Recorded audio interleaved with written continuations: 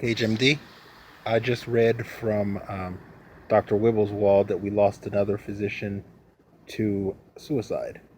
So we're running it between 300 to 400 doctors a year to suicide, a doctor a day plus.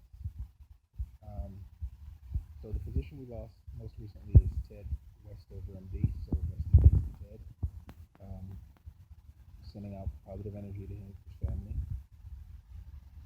The only way to prevent physician suicide is to be thinking about it all the time because it's happening every day.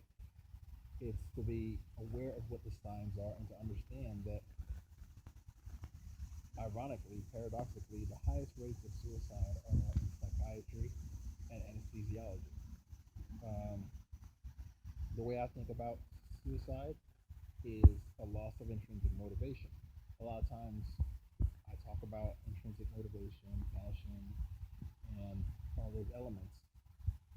But the bottom line is when a person has spiraled to the point where they commit suicide, it's not something that they think to themselves, okay, I'm going to kill myself, and it's rational and they should have seen it coming.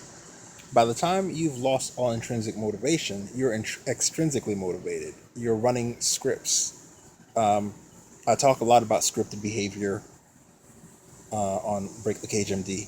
It's something that I'm passionate about because when you see someone doing scripted behavior, it's powerful because usually the thing about scripted behavior is as you're doing it, you will confabulate. You'll convince yourself that it's what you wanted to do, uh, and you'll be in denial. You'll spiral your way all the way down.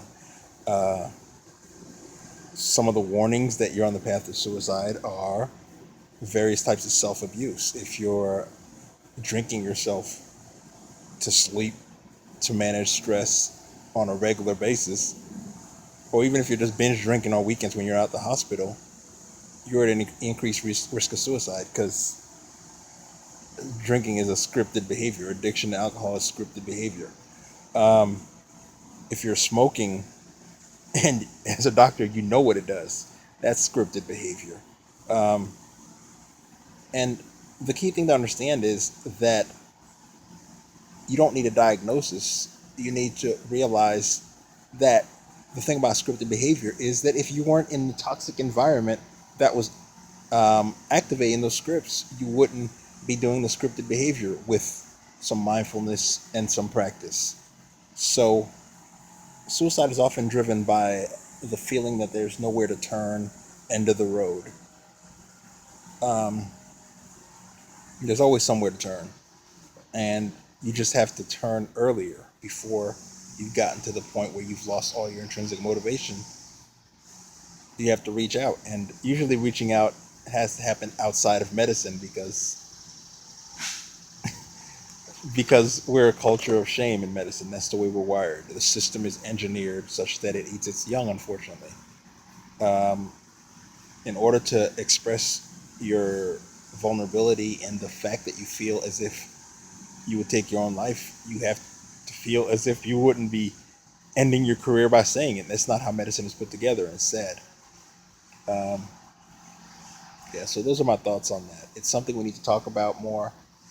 We need to take time to understand medicine's shame culture and what it really is doing, and what we need to do to not be losing 400 physicians a year to self-inflicted death. It's Dr. Manny, Break the Cage MD.